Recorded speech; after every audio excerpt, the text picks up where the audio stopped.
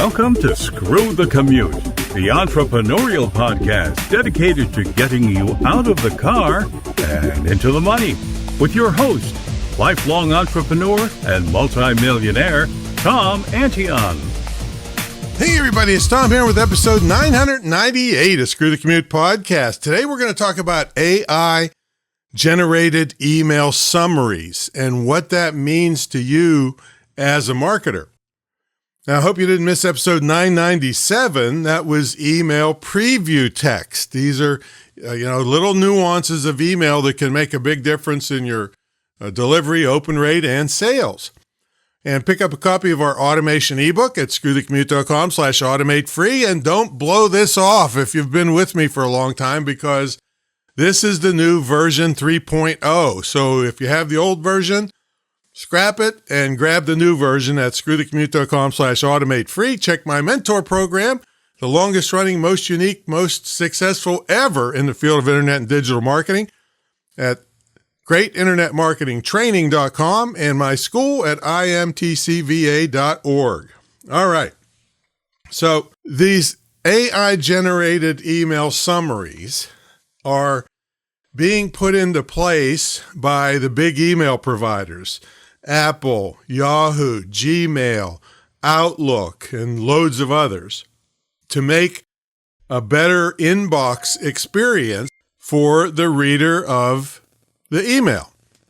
Now, Google has tied their to Gemini AI, which formerly was called Bard, but it hasn't caught on that big because it's a paid service. So it's probably not affecting you too much at this point. Now, these programs can summarize an email or a whole email thread to make it easy for, again, the user to get what's going on with the email and the gist of it and move faster and easier, right?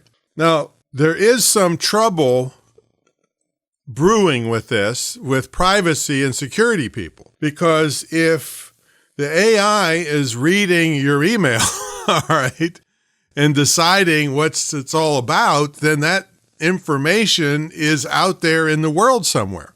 So this is potentially a problem to get this integrated really well into the marketplace. Now, you typically have a chance to opt out of these things, but this is all in flux right now. See, so I can't swear that that's correct, and I'm no expert on this. And the other thing that can mess you up if people are using this is that AI can be dead wrong on things. They could read your email and decide it's about something totally different and tell people that, and then they don't open it, right?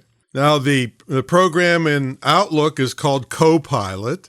The same thing in Apple is part of Apple Intelligence. And in that thing, you don't even have to open the email. It's a couple lines right there summarizing the thing. Yahoo is following suit, so all of these places are moving towards this to make it a better experience for the user of the email, even though, like I said, you got those security issues to deal with. So how does it work? Well, it analyzes key phrases and sentences in your email that you send out, and important names, dates, action items are what it looks at, and it tries to understand the meaning and give a synopsis of that to the user. So what do you do about it? Well, like I said, right now, it hasn't killed email marketing. And I don't think it will, because I think these security concerns are going to be brought to the forefront with a lot of people having all their email stuff out in the AI world rather than private. So that's one thing.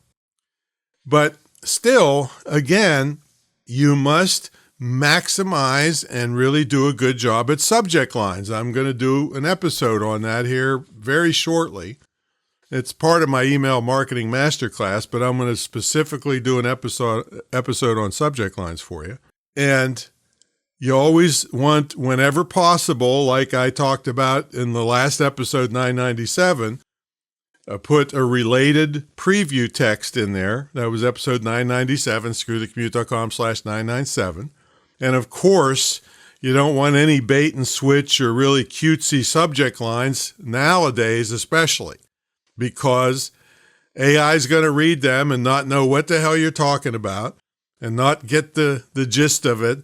And they're going to give some weird or unintelligible or totally wrong synopsis to the people trying to read the email. And you also have to go into the body of the email. And just like on a web page, we've used to teach this in SEO stuff years ago, the top of the page gets more what they call prominence.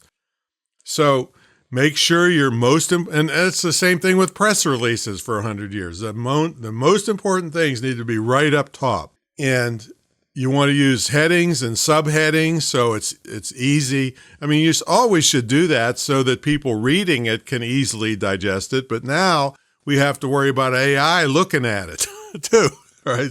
So if you just keep doing regular good email practices, good subject line, good preview text, well formatted, easy to read, you should be good for a long time.